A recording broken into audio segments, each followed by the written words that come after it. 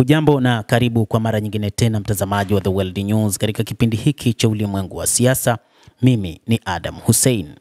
Katika kipindi hiki ambacho Rais wa Urusi Bwana Vladimir Putin amemtuma Katibu Mkuu wa Baraza la Usalama la Urusi Bwana Sergei Shoigu kwa ajili ya kufanya mazungumzo na kiongozi wa Korea Kaskazini Bwana Kim Jong-un. Wakati huu Bwana Kim Jong-un anaapa kuendelea kuisaidia Urusi bila masharti yoyote.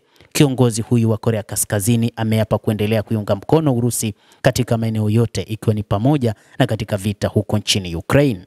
Kutokana na mashambulizi yaliyofanywa na Ukraine katika maeneo mbalimbali ambayo yamesababisha hasara ya mabilioni ya dola kwa taifa la Warusi, Kim Jong-un ameapa kwamba atapeleka majeshi yake nchini Urusi kwa ajili ya kuungana na wenzao kwa ajili ya kwenda kuanza vita upya, ambapo wakati huu sasa kinachoonekana kama ilivyoelezwa na Urusi si operesheni tena, isipokuwa ni vita kamili ambayo bwana rais wa Ukraine Bwana Volodymyr Zelensky ameitangaza dhidi ya Warusi.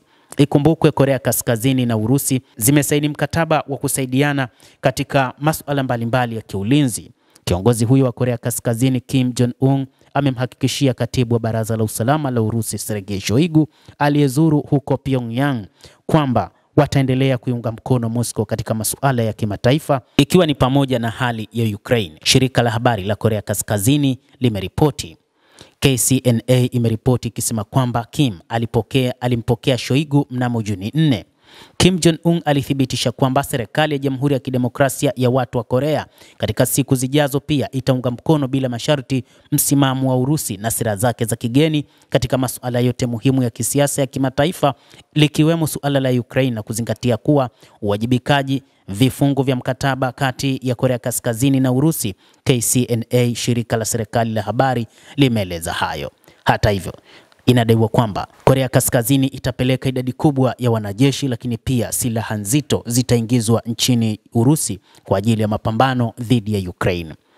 Kim Jong-un alionyesha matarajio na imani kwamba Urusi, kama ilivyokuwa hapo awali, itapata ushindi katika njia takatifu ya haki ya kutetea uhuru wa kitaifa, uadilifu wa eneo na maslahi ya usalama, ilisema taarifa hiyo, na kuongeza kuwa kiongozi wa Korea Kaskazini Bwana Kim Jong-un anawatakia watu wa Urusi ushindi wa milele, ustawi na furaha.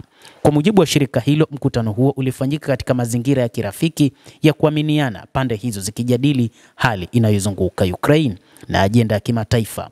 Mazungumzo yalithibitisha makubaliano ya msimamo wa pande hizo mbili. KCNA ilibainisha Shoigu aliwasilisha shukrani maalum za uongozi wa Urusi kwa ushujaa usiokuwa kifani na roho ya kujitolea kwa watu bora na watu wa Korea ambao walishiriki katika operesheni ya kukomboa eneo la Kursk na kutetea sehemu ya thamani ya eneo la Urusi kama nchi yao wenyewe, wakipigana bega kwa bega na askari wa Urusi kwenye eneo hilo.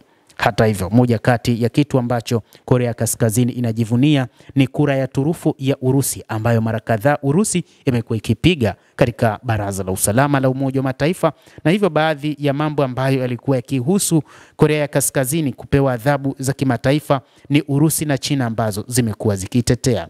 Mtazamaji, endelea kutufuatilia na usisahau kulike, kucomment, kadhalika na kusubscribe channel yetu hii ili upate habari hizi kwa mapana hapa The World News. Naitwa Adam Hussein.